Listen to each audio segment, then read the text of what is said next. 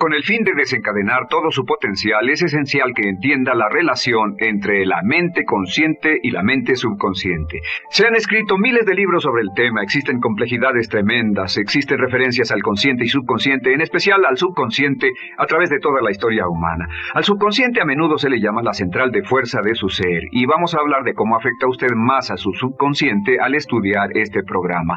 Comencemos hablando sobre la relación entre las dos mentes y qué puede hacerse para comenzar a controlar y a cambiar el programa dentro de la mente subconsciente. La mente consciente y la subconsciente están bellamente diseñadas, son un diseño maestro, si saben a qué me refiero, puesto que tienen funciones muy diferentes y trabajan perfectamente en armonía entre ellas. Tal vez una forma de ilustrarlo sería decir que la mente consciente es esta y la mente subconsciente es esta. De hecho, la mente consciente hace como un 10% del pensamiento responsable, alrededor del 10% de su alerta consciente, y la mente subconsciente efectúa al menos un 90% o más. Cuando hablamos de potencial humano y de activar el potencial humano, significa desencadenar la gran capacidad de poder del subconsciente. ¿Qué hace la mente consciente? La mente consciente tiene ciertas funciones específicas. Primero que nada, la mente consciente subjetiva. La mente consciente puede ver al mundo claramente, por así decirlo, con claridad y pensar en ello analíticamente, en forma objetiva, sin emociones. En segundo lugar, la mente objetiva, la mente consciente, es racional y además es discriminatoria.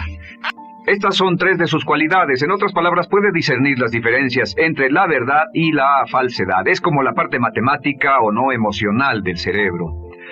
La mente consciente tiene 4 funciones. La primera función es, la mente consciente identifica los datos que llegan. Y los datos que llegan pueden venir de una gran variedad de fuentes. Pueden ser pensamientos que se tengan o pueden ser cosas que le están pasando en el mundo exterior. Así que digamos que camina por la calle. Camina por la calle y oye el sonido de un automóvil. Sus ojos inmediatamente se mueven a la derecha para ver qué es el sonido e identificar qué es. Cuando ve el automóvil, automáticamente relaciona ese sonido con el auto.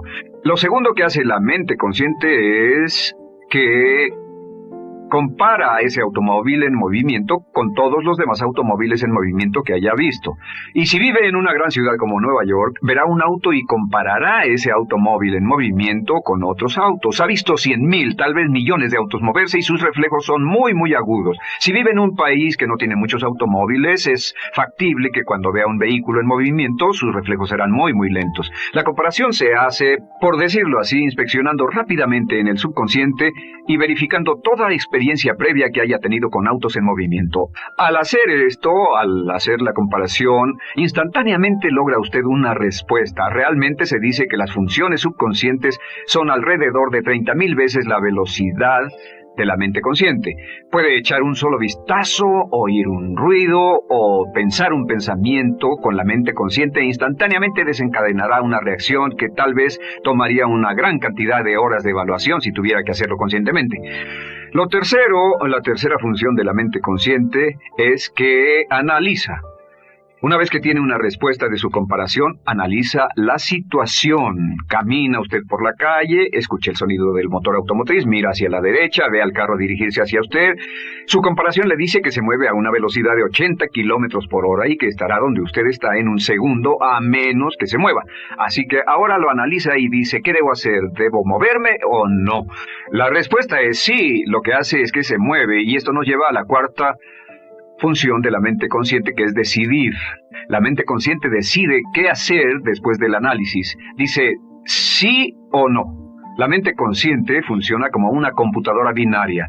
Siempre dice sí o no a la información que llega. La mente consciente solo puede tener un pensamiento a la vez. Y esto es sorprendente, como van a ver, es en realidad una estructura brillante. Así que camina por la calle, oye el sonido, mira hacia la derecha, ve el auto moverse. La comparación le dice que el auto se mueve hacia usted y el análisis del auto en movimiento le dice que debe quitarse. Usted dice, ¿me moveré? ¿Sí o no? La respuesta es sí. ¿Me muevo hacia adelante? ¿Sí o no? La respuesta es no. ¿Me muevo hacia atrás? ¿Sí o no? En cuanto dice, sí, me muevo hacia atrás, esta palabra sí pasa a su mente subconsciente. La mente subconsciente al instante desencadena todos los nervios, a todas las sinapsis, a todos los tejidos para que pueda moverse hacia atrás y quitarse de ahí. No debe quedarse sentado y pensar, ¿debo mover primero el pie derecho o primero el izquierdo? Todo lo que hace es enviar la señal a la mente consciente, apoyado por una carga, por así decirlo, o por una detonación de emociones. Entre más fuerte sea la emoción, más rápidamente responderá el subconsciente a su mandato. El subconsciente se activa con las emociones. La emoción del temor, la emoción del deseo, el instinto de supervivencia, el instinto de amor. Siempre es una emoción lo que desencadena al subconsciente. De acuerdo, ¿cuáles son algunas de las características de la mente subconsciente? La mente subconsciente es como un banco masivo de datos. El papel del subconsciente es almacenar y recibir datos. En otras palabras, la mente subconsciente es la mente subjetiva, puesto que simplemente es la mente que obedece. Mientras la mente consciente manda, la mente subconsciente obedece. La mente subconsciente no tiene pensamientos propios. Además, la mente consciente no tiene memoria. La mente subconsciente es el asiento de toda memoria. La mente consciente solo puede tener un pensamiento a la vez y la subconsciente retener miles de millones de hechos. La relación entre el consciente y el subconsciente es que el consciente es como un jardinero y el subconsciente es como el jardín. Las semillas que plante en su mente subconsciente, la mente consciente va a trabajar para cultivarlas. En la mente subconsciente tiene toda una serie de programas diferentes. El concepto propio, que contiene toda la información, todos los temas que le son importantes y todas las experiencias y respuestas previas a esas situaciones, para que si tiene una nueva situación similar, uno de los papeles del subconsciente es mantener su comportamiento consistente con su comportamiento previo. Así que si siempre ha tenido miedo de una situación y ve esa situación, instantáneamente temerá sin pensarlo. En una situación en la que no sabe nada sobre la tendencia natural, usted no temerá ni dejará de temer porque no sabe suficiente hasta que haya formado un banco de experiencias. Esto nos lleva a las 3 leyes crípticas. 3 de las más importantes leyes mentales de las que hemos hablado. Recuerden que hablamos de cómo toda su vida está determinada por leyes mentales. La primera de estas 3 leyes mentales es la ley de la actividad subconsciente. La ley de la actividad subconsciente dice que lo que llegue a plantar en su mente subconsciente inmediatamente se pone a trabajar para ponerlo dentro de la realidad. Y su mente subconsciente hace que todas sus palabras y acciones, encajen en un patrón consistente con su concepto propio. En otras palabras, hace que todas sus palabras y acciones mantengan un patrón consistente con su concepto propio o consistente con la información previa que ha alimentado. Así mantiene sus palabras y acciones consistentes con sus metas y, por así decirlo, se convierten en parte de su concepto propio. Significa que su lenguaje corporal, sus actitudes, su nivel de energía, su nivel de autoconfianza, la forma en que se desenvuelve con otras personas, sus habilidades sociales, todo consistente con su concepto propio. El subconsciente, simplemente sin pensar en ello, hace que todo esté consistente con eso, y cuando se siente bien, su concepto propio es positivo, tiene un resorte en sus pasos, su lenguaje corporal tiene confianza, valor, es extrovertido, etc. Y cuando se siente negativo, su concepto propio es negativo y actúa negativamente. Esto nos lleva a la segunda ley. Esta ley es la de la concentración. De hecho, es la 9ª ley de la que hemos hablado desde que comenzamos. La ley de la concentración es muy importante. Es tan importante. De hecho, cada una de estas leyes es tan importante en su lugar como para ellas mismas poder controlar su destino. La ley de concentración simplemente dice esto. Dice que lo que coseche, crecerá. Lo que coseche, crecerá. Lo que piense usted una y otra vez, crece en realidad. Es muy simple. Antes enseñaba un curso sobre pensamiento creativo y la forma en que se explica es, imagine que esta es la capacidad total que se tiene y cuando envía un pensamiento hacia acá, ocupa un cierto espacio y todo el resto de capacidad mental se Este es su pensamiento, se usa para pensar en todas las demás cosas que hay en la mente, pero entre más piense desde el consciente hacia el subconsciente, más su capacidad mental estará comprometida a pensar sobre esta idea. Hasta que llegue a un punto en el que esta idea llegue a ser tan consistente que ya no piense en otra cosa, y al no pensar en nada más comenzará a establecer este campo vibratorio. La mente subconsciente es el centro de la ley de atracción, y la ley de vibración y la ley de radiación. Comienza a establecer este campo de vibración que envía energía-pensamiento consistente con lo que está pensando y lleva a su vida a personas y circunstancias en armonía con dichos pensamientos. Solo debe mirar a su alrededor y debe decir, ¿en qué estoy pensando todo el tiempo? ¿En qué estoy recapacitando todo el tiempo?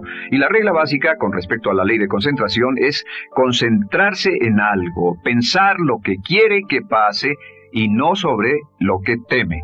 Y esto nos lleva a la tercera ley de esta serie, y esa es la ley de sustitución.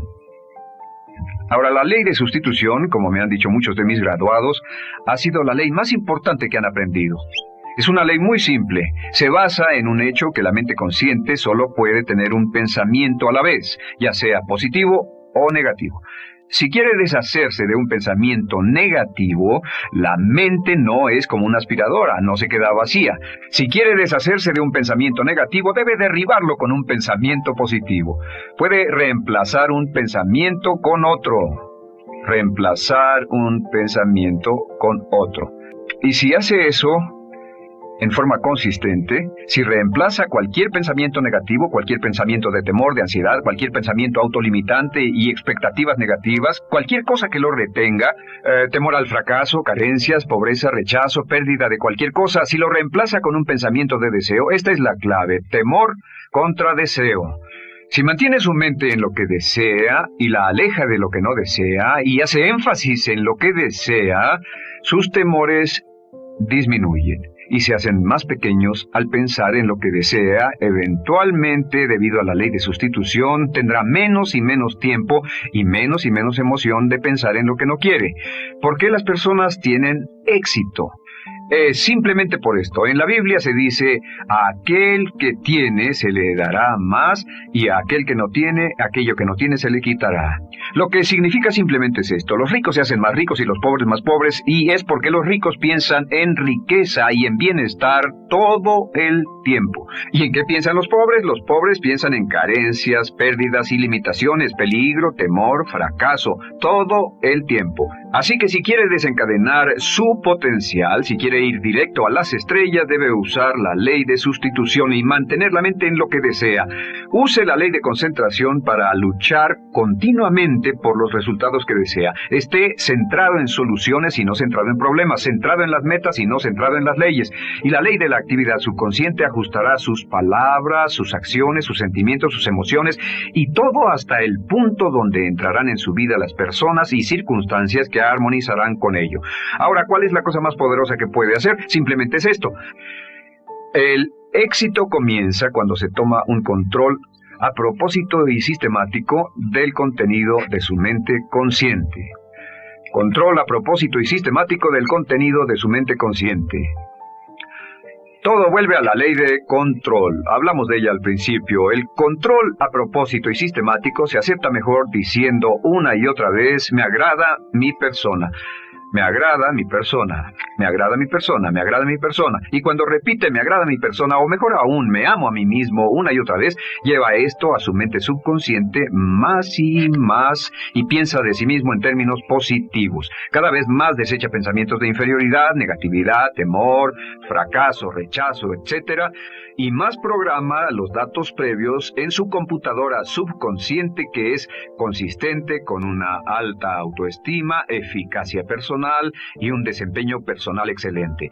La clave hacia su éxito en la vida es usar el poder de su mente subconsciente, programarlo con sus pensamientos, palabras, imágenes, ideas y sentimientos consistentes con un alto desempeño y mantener su mente en lo que desea y lejos de lo que teme. No olvide, lo único en el mundo que puede controlar es Su pensamiento. Lo único en el mundo que puede controlar son sus pensamientos conscientes. Si hace eso, todo lo demás será posible para usted. Hablando de potencial humano, ¿alguna vez se han preguntado a qué se debe la gran disparidad de resultados y desempeño entre una persona y otra?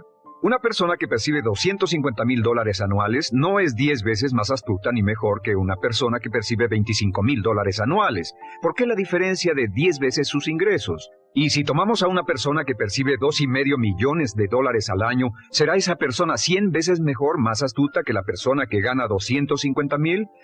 Imposible. En un estudio reciente de coeficiente intelectual probaron a 1,000 personas de una cierta población y llegaron a la conclusión de que la mejor persona entre los 1,000 solo era 2,5 veces más astuta que la persona de menor coeficiente intelectual. Solo 2,5 veces la disparidad, y tal vez eso sea con toda la población. ¿A qué supone que se debe la diferencia? Al hablar de potencial humano, llegamos a una fórmula que deduje hace algunos años. Tal vez eso lo explique un poco. La fórmula comienza con lo que llamamos AI. O sea, atributos innatos, las cualidades, la inteligencia, la habilidad, el temperamento, cosas con las que se nace que no pueden cambiarse mucho. Además de los atributos adquiridos. Estos atributos son muy importantes, son su educación, su capacitación, sus capacidades, su experiencia, conocimiento, sabiduría, etc., multiplicado por A, que su actitud es igual al potencial humano individual, o al desempeño humano individual o resultados individuales humanos. Ahora, de estos tres, los atributos innatos se traen desde el nacimiento. Los adquiridos pueden cambiarse, pero se necesita cierto tiempo para ello, aunque a veces cambiamos muy rápidamente. Cierta información valiosa puede cambiar dramáticamente su eficacia, pero las actitudes pueden aumentarse o disminuirse dramáticamente en segundos.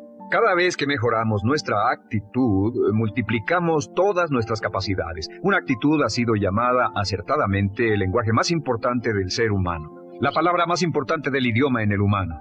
Todo lo que hacemos en la vida, según un estudio en Harvard entre estudiantes ejecutivos, será en un 85% de actitudes. Un 85% de su éxito estará determinado por su actitud. Eso significa que está determinado por cuán positivo o cuánta actitud mental positiva se tenga. Las personas con actitudes mentales positivas tienden a avanzar más rápidamente, se mueven hacia la cima en organizaciones valiosas, ganan más dinero, sacan más satisfacción de la vida. Una actitud mental positiva no significa que baile por las calles y arroje flores. Solo significa que tome una actitud constructiva en general o se aproxime hacia su trabajo, su vida, sus problemas, relaciones, etc.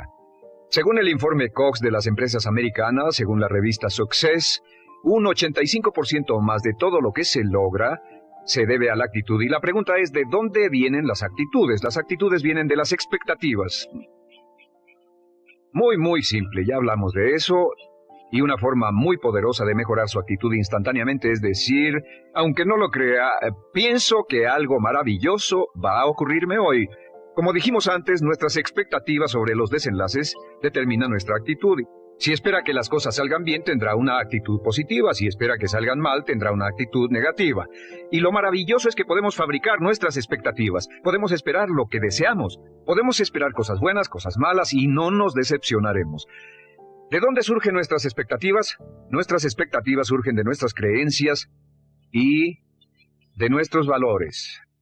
Son el centro de los factores motivacionales de nuestra personalidad, nuestras creencias, y esto nos conduce a un entendimiento del potencial humano. Significa básicamente que nuestra actitud es una expresión externa de lo que está ocurriendo internamente, y esto es consistente con las leyes mentales.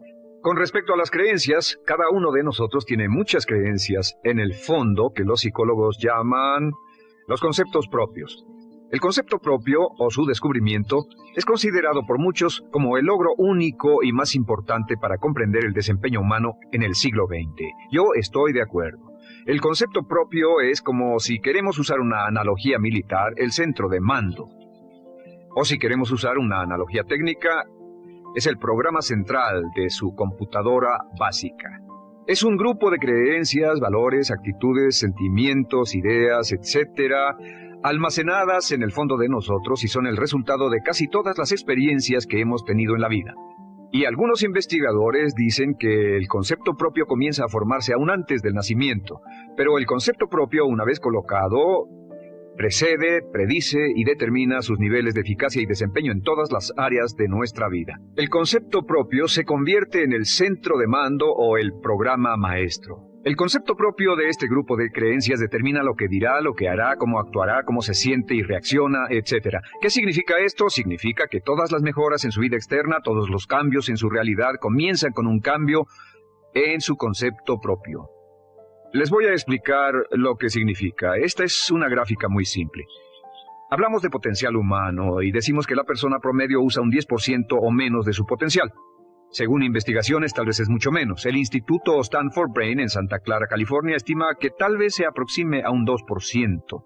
Seremos generosos y diremos que la persona promedio usa un 10%. Significa que en los mejores casos, la mayoría, como usted o yo, no usamos un 90% de nuestro potencial. Uno de los mejores filósofos, Oliver Wendell Holmes, dice que la tragedia de la persona promedio es que llegan a la tumba con su música aún por dentro. Aún están funcionando con mucho menos de su potencial total. Y esto es el potencial humano.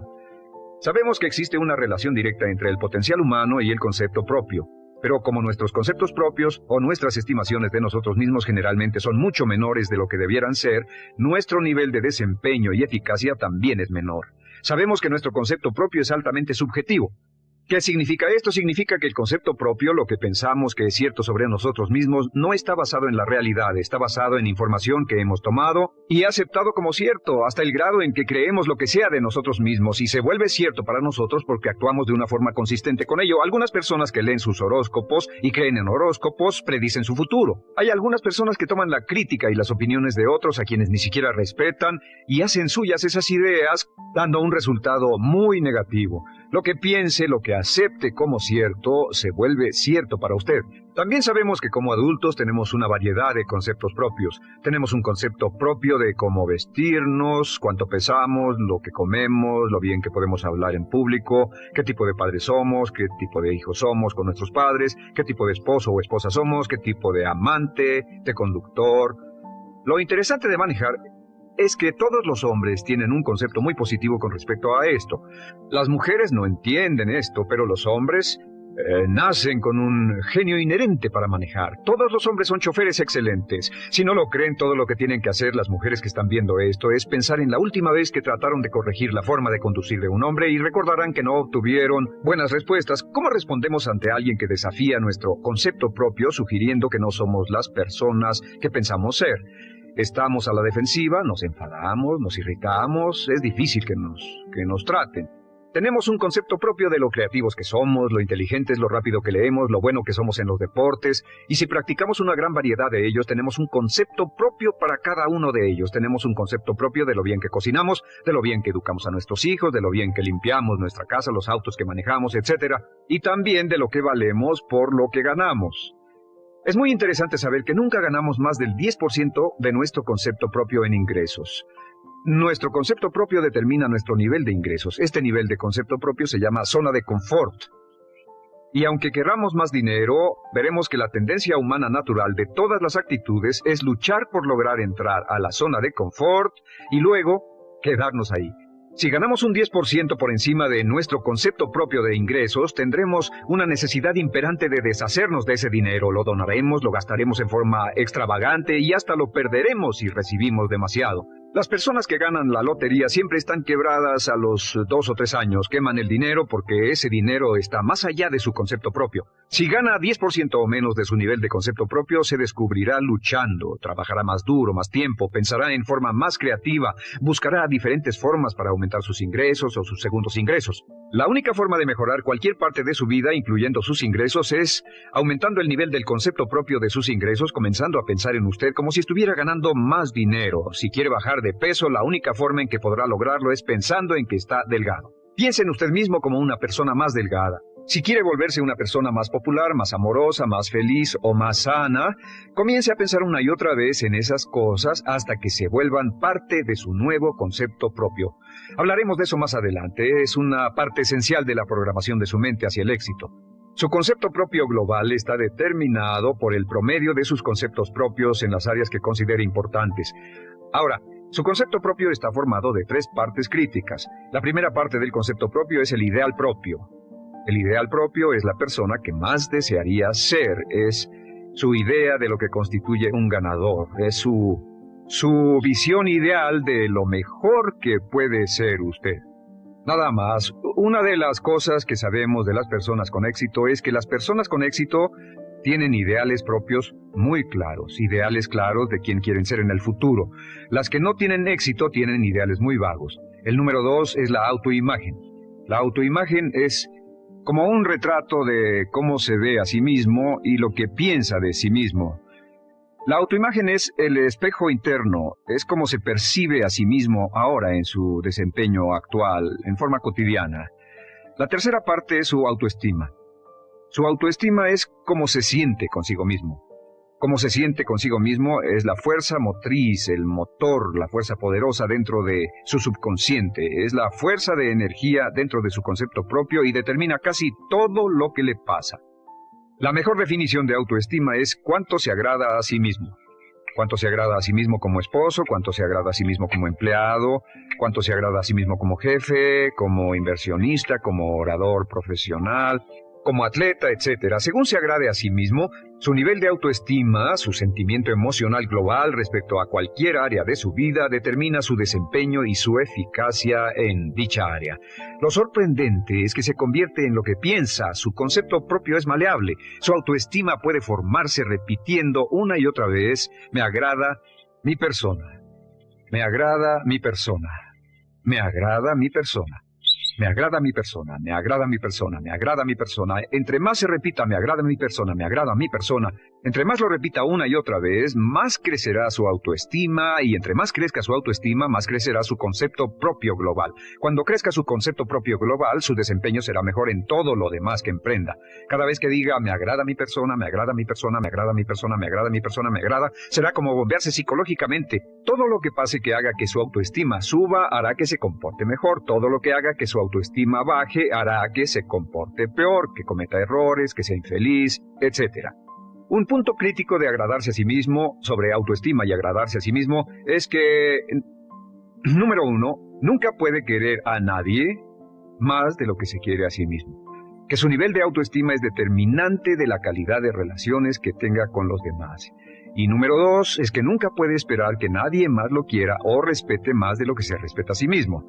Cuanto se agrade o se respete a sí mismo, determina sus actitudes hacia usted. Todas las escuelas de psicología actualmente están de acuerdo en el hecho de que depende de lo que usted realmente se quiera y se respete a sí mismo como un ser humano valioso e importante, tiene efecto sobre todo lo que le pase. Cuánto se agrade a sí mismo y lo que puede hacer es mejorar su autoestima diciendo me agrada mi persona, me agrada mi persona, me agrada mi persona, me agrada mi persona. Y esto nos lleva a la pregunta ¿de dónde viene el concepto de autoestima?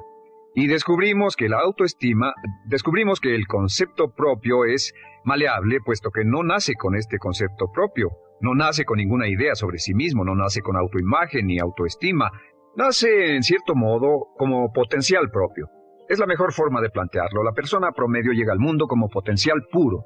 Y no tiene el concepto propio de que todo lo que es ahora, todo sentimiento que tiene, toda actitud o valor, tuvo que aprenderlo en el transcurso de su vida. También sabemos que el niño llega al mundo con una necesidad imperante de amor y contacto.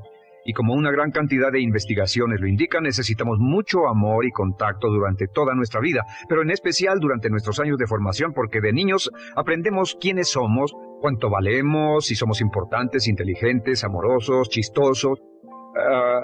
Todo esto lo aprendemos por la forma en que nuestros padres nos tratan. Si nuestros padres, nuestros parientes, tíos o tías, en especial nuestros padres, nos tratan como si fuéramos realmente importantes, crecemos pensando que somos realmente importantes, pero si nuestros padres no lo hacen, pasa algo más. Sabemos que los primeros años de vida son los más importantes para el desarrollo del concepto propio, que un niño comienza a partir de cero. El niño nace sin saber quién es él o ella. Son sumamente valiosos el primero, segundo, tercero, cuarto y quinto años de vida.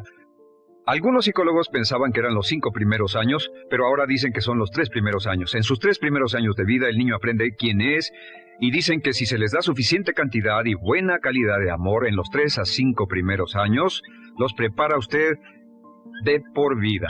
Los coloca en una base sólida de autoestima y confianza en sí mismos, valor e importancia realmente. Existe una relación directa entre la calidad y la cantidad de amor y el desarrollo de una personalidad sana.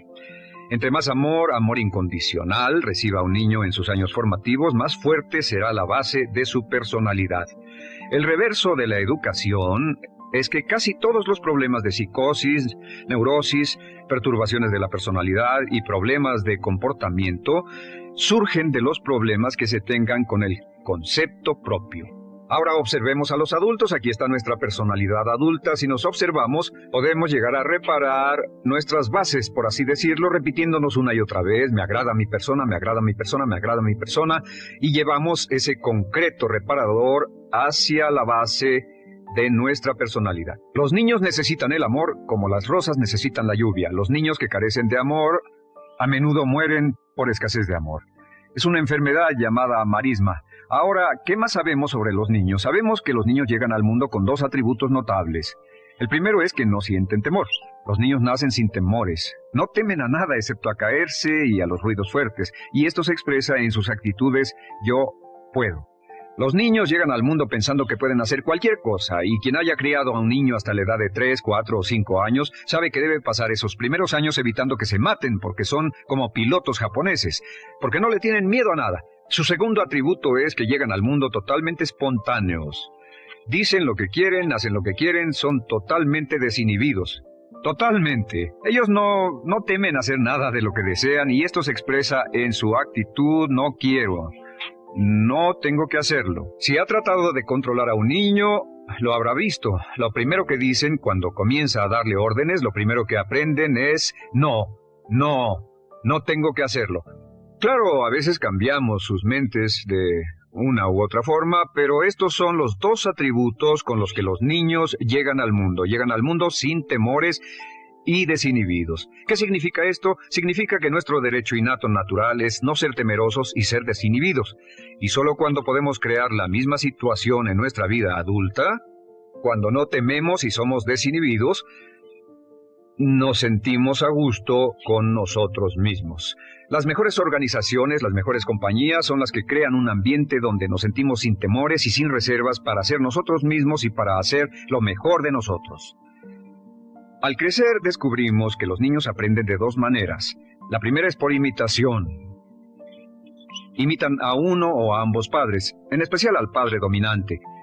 Algunas veces el padre dominante cambiará cuando crezca el niño, y a veces los niños imitan al padre, a veces a la madre, pero aprenden por imitación. Muchas características y hábitos que tenemos como adultos los aprendimos de nuestros padres. ¿Alguna vez ha tenido la ocasión de gritarle o reñirle a uno de sus hijos? Verá que le dice las mismas cosas que le dijo su padre a usted cuando era niño.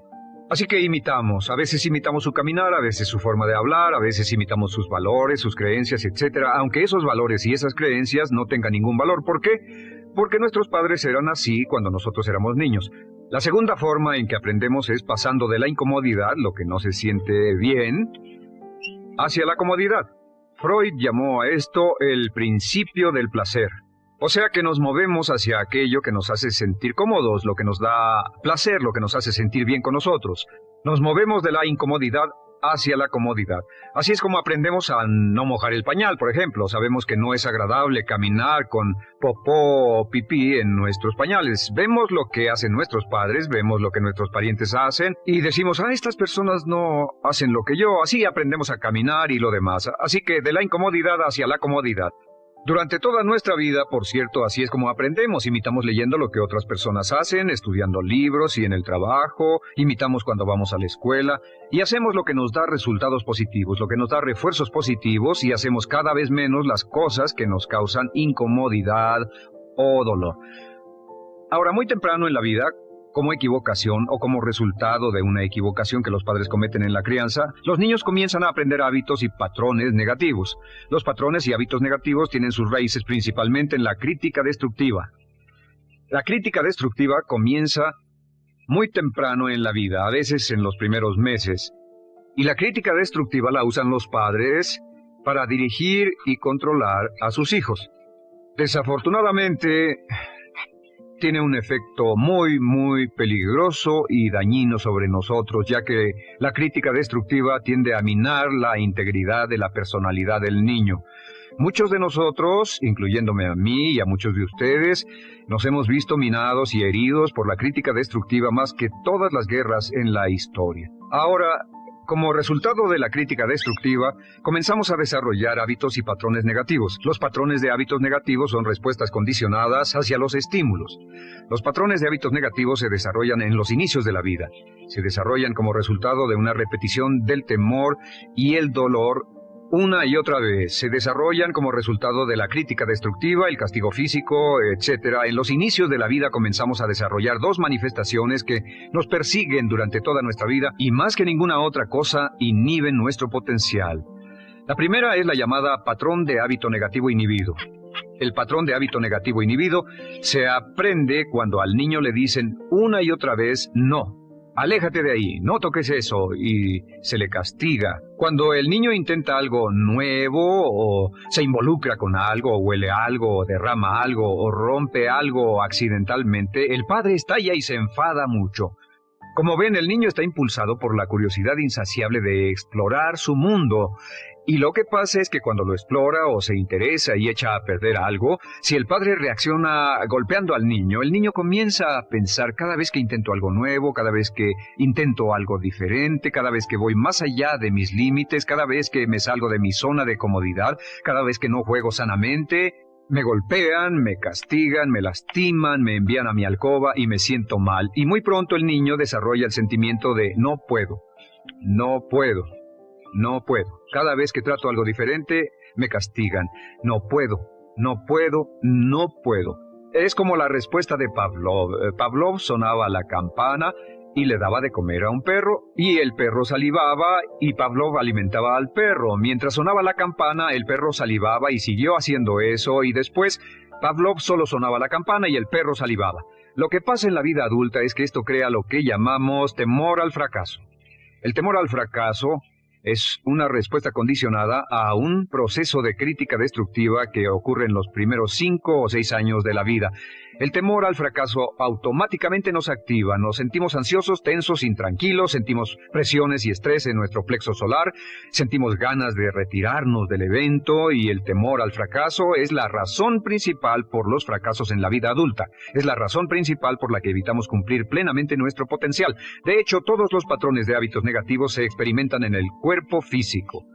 Puedes saber cuál es un patrón de hábito negativo porque se siente en el cuerpo físico, precisamente. El patrón de hábito negativo inhibido, el temor al fracaso, el no puedo, ocurre primero que todo en el plexo solar. ¿Ha tenido la ocasión donde debe hablar frente a un grupo, debe ir a una revisión de su desempeño o debe hacer una llamada determinante? Primero su plexo solar se aprieta. Si el temor continúa, su respiración se acelera. Su corazón comienza a latir apresuradamente, su frecuencia respiratoria aumenta y le duele la cabeza como migraña en la parte frontal, su garganta se le cierra y no puede hablar y se le seca la boca por completo y como se pone tan tenso y asustado va corriendo al baño. Estas son todas las manifestaciones. No hay peligro físico, pero sí peligro psicológico, una respuesta condicionada. Cuando sentimos estas cosas, la tendencia es retirarse de la situación que las ocasiona y es la razón por la que no logramos mucho si retrocedemos. Es muy importante. El segundo patrón de hábitos negativos es el compulsivo. El patrón de hábito negativo compulsivo se aprende cuando a los niños se les dice una y otra vez, más vale que lo hagas. Si no lo haces, tendrás problemas o me las pagarás. A los niños se les convierte en recipientes del amor condicionado. Los padres no intentan hacer esto, pero lo que hacen es sugerirle al niño, no te amo, por lo tanto no estás a salvo, a menos y hasta que hagas lo que yo quiero. El niño crece sintiendo, tengo que hacer lo que quiera mi mamá. Debo complacerla, debo complacer a papá, debo complacer a los demás, debo complacer a mis parientes y a veces debo complacer a mis semejantes, debo complacer a mis maestros, debo complacer a todo el mundo y crecen con esto, debo. No puedo hacer lo que quiero hacer, debo hacer lo que complace a las demás personas. Este patrón de hábito negativo muy temprano en la vida se traduce en el temor al rechazo. El temor al rechazo lo experimentan los hombres como adultos como un comportamiento tipo A. Hablaremos del comportamiento tipo A posteriormente. El comportamiento tipo A es una necesidad compulsiva o excesivamente compulsiva de complacer de algún modo a alguien sin normas de comportamiento, prácticamente sin pensarlo. El temor al rechazo nos impulsa, nos hace muy sensibles a las necesidades de los demás. Hacemos cosas que otras personas quieren, no hacemos lo que nosotros queremos. Siempre estamos tratando de complacer a los demás, tenemos preocupaciones o nos importan las opiniones, sentimientos y actitudes de otros hasta el punto donde ocultamos nuestras necesidades. El temor al rechazo se siente en la columna del cuerpo. Se divide el cuerpo a la mitad y se siente hacia abajo en la mitad posterior del cuerpo. El primer lugar donde comienza a sentirse el temor al rechazo es generalmente en los hombros y el cuello. Nos sentimos entumidos, duros, tensos. Cuando tenemos mucho que hacer sentiremos un estrés tremendo en la columna. Los músculos se estiran en la parte posterior. A veces se manifestará como flebitis y venas varicosas y a menudo nos darán dolores de cabeza en la parte posterior de esta porque las arterias carótidas que llevan la sangre hasta la cabeza, los músculos a su alrededor se contraen y la cantidad de sangre que fluye hacia la cabeza fluye más lentamente y se siente un terrible dolor de cabeza en la parte posterior. Estos dos temores, los patrones de hábitos negativos compulsivos, el compulsivo y el inhibitorio, son resultado de la crítica destructiva, el gran destructor de la personalidad que nos persigue durante toda la vida. Y lo maravilloso de todo esto es que como son patrones de hábitos aprendidos, podemos olvidarlos. Podemos acabar con el temor al fracaso que nos detiene. Podemos acabar con el temor al rechazo que hace que hagamos cosas que complacen a los demás en vez de complacernos a nosotros, trabajando con nuestra propia autoestima. Porque existe una relación inversa entre la autoestima y el patrón de hábitos negativos. Porque entre más se agrade a sí mismo, menos teme al fracaso. Entre más se agrade a sí mismo, menos teme al rechazo. Entre más se agrade a sí mismo, menos temerá a cualquier cosa. Y si sigue repitiendo, me agrada mi persona, me agrada mi persona, me agrada mi persona una y otra vez, si sigue diciendo esto, con el tiempo su autoestima sube más y más y más y más y sus temores desde luego bajan. Cuando su autoestima sube, sus temores van en dirección opuesta. Ahora, ¿cómo enfrentar la crítica destructiva si debe criticar a otras personas?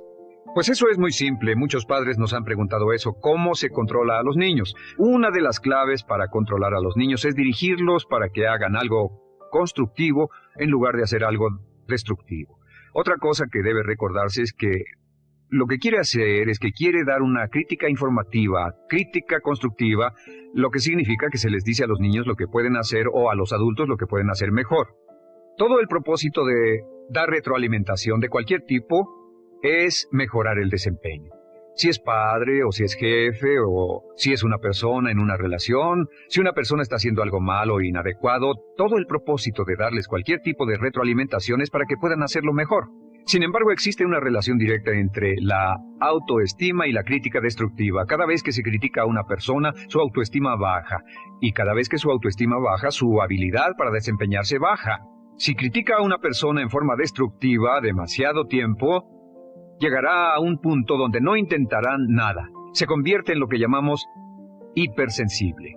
Un adulto hipersensible es aquel que no puede aceptar críticas de nadie. Un adulto hipersensible es una persona que está muy tensa, ansiosa, si siquiera sugiere que no está haciendo lo correcto. Si trata con un adulto hipersensible, la clave es sentarlo y recordar 4 cosas. Número 1, comenzar con alabanzas. Número 2, proteja la autoestima de la persona a toda costa. Número 3, discuta el desempeño y no a la persona.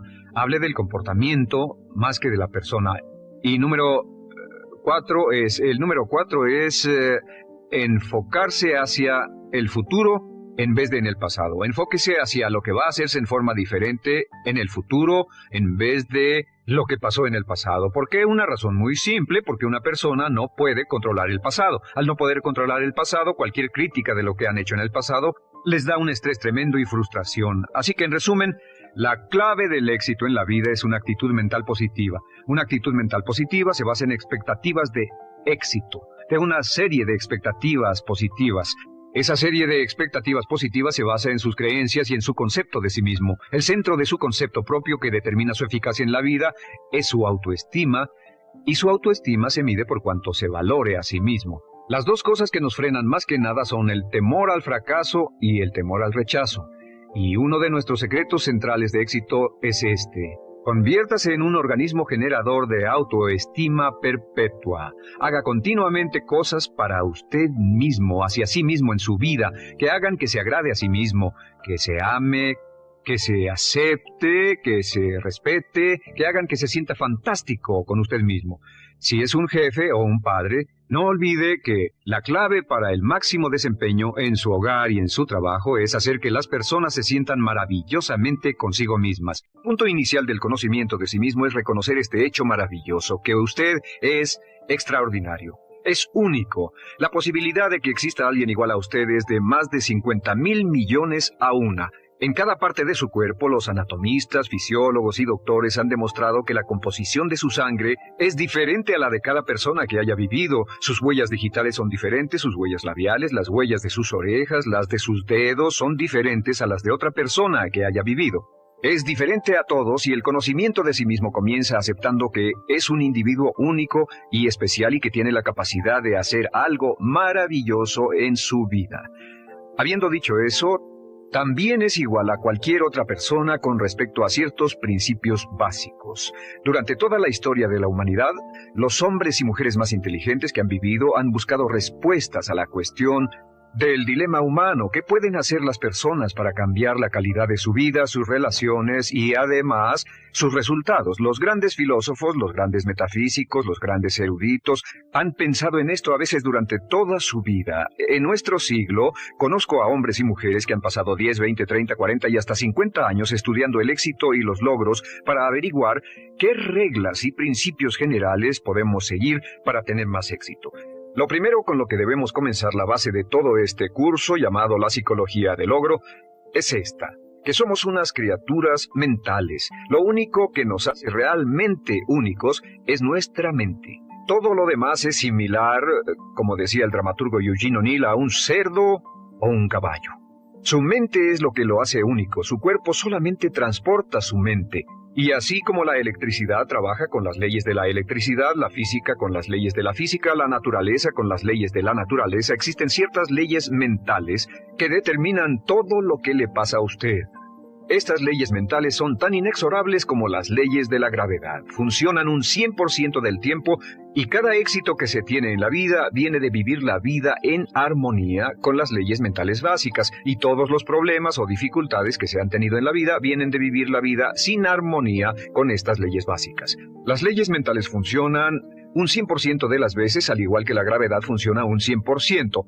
Lo que significa es que si se lanza de un edificio de 10 pisos en la ciudad donde viva, ya sea Londres, Inglaterra o en Lima, Perú, va a caer justo en el piso, ya sea que sepa sobre gravedad, que crea en la gravedad, que esté de acuerdo con la gravedad, o le sea conveniente o no la gravedad, de todos modos va a trabajar sobre usted.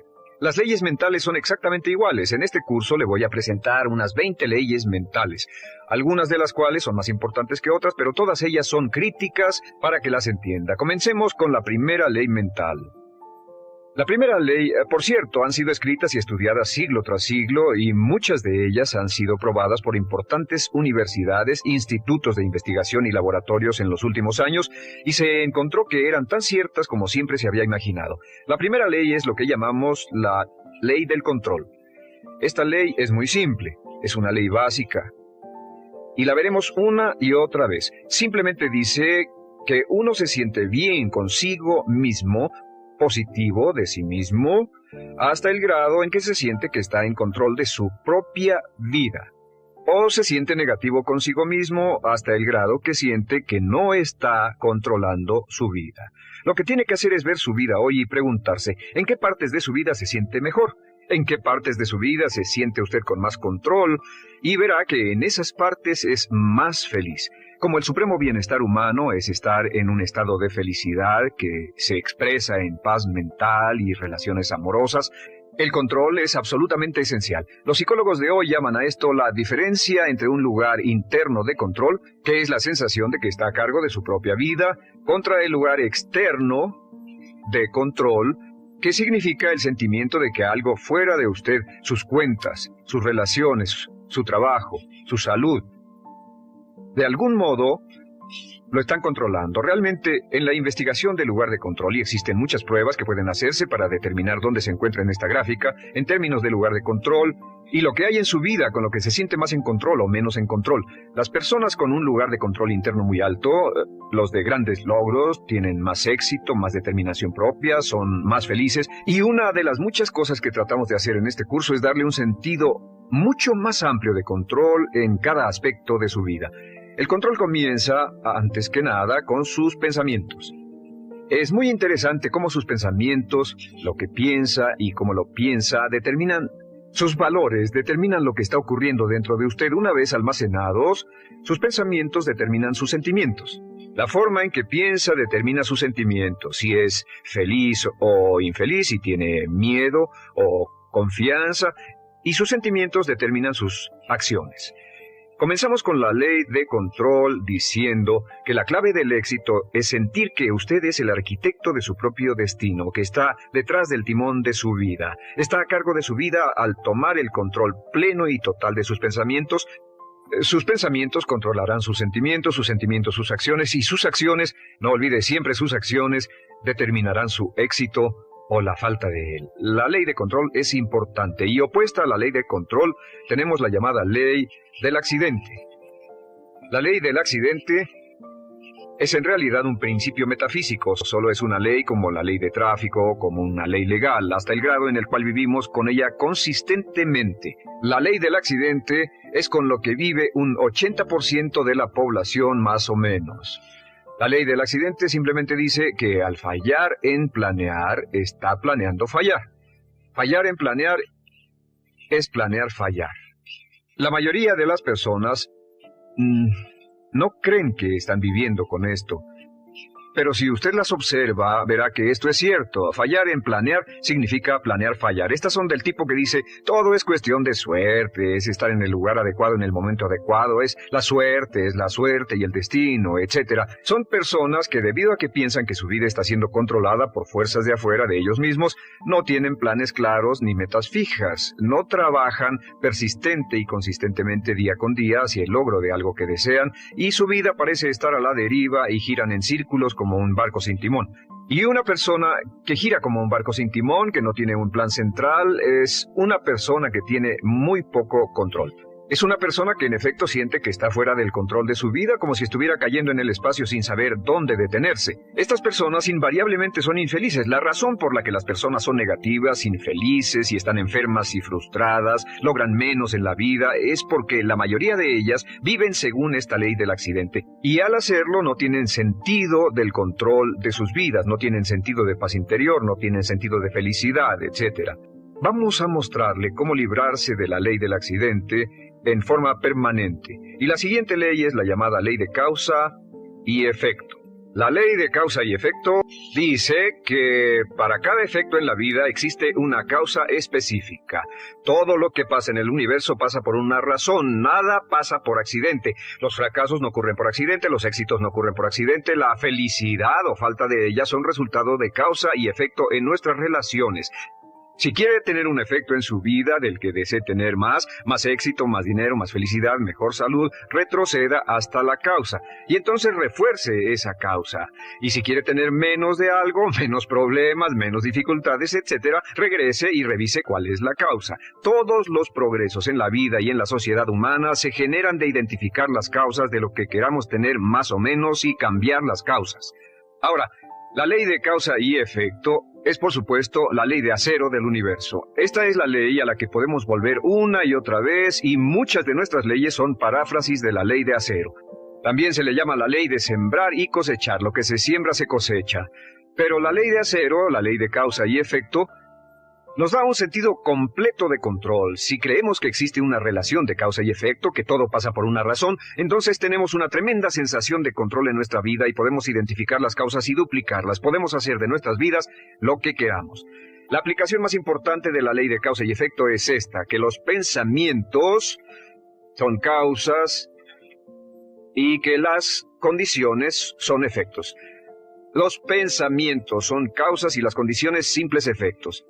El El punto inicial de todos sus pensamientos sobre algo, sus pensamientos sobre su trabajo, sobre una relación, sobre su salud, sobre su futuro, sus pensamientos se vuelven agentes causales y las condiciones se vuelven efectos. Si desea cambiar cualquiera de las condiciones de su vida, debe cambiar los pensamientos que reciben dichas condiciones, debe cambiar lo que está ocurriendo en su mente.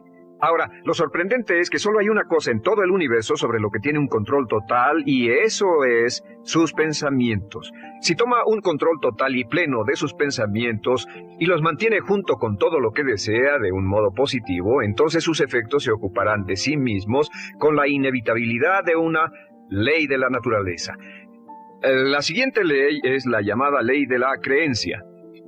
Esta ley solo dice que crea en lo que crea con fuerza, y esa es la clave, con fuerza, entre más emoción ponga en su creencia, se volverá realidad. Se volverá su realidad porque usted siempre actuará de un modo consistente con sus creencias. De hecho, toda su realidad ahora es su imagen, toda su imagen externa de sus creencias más añoradas. Si cree usted en algo positivo o si cree en algo negativo, como dice Henry Ford, si cree que puede hacer algo o cree que no puede hacerlo, tiene razón. Nuestras creencias forman nuestras realidades. Hasta el grado en que creamos que algo sea verdad, nuestras creencias actuarán como una pantalla. Filtran cualquier información que sea inconsistente con nuestras creencias. Tenemos un deseo profundo dentro de nosotros de permanecer consistentes y siempre estamos tratando de ver nuestro mundo, de racionalizarlo, de interpretarlo para que sea consistente con lo que ya hemos decidido creer. Desarrollamos lo que se llama escatomas. Escatoma es una palabra que en psicología significa que desarrollamos puntos débiles. No vemos las oportunidades, estamos convencidos de que no existen. No vemos las posibilidades de éxito si no creemos que el éxito será posible para nosotros. Sin embargo, si comenzamos a cambiar nuestras creencias, cambiamos nuestra realidad. Les daré un ejemplo.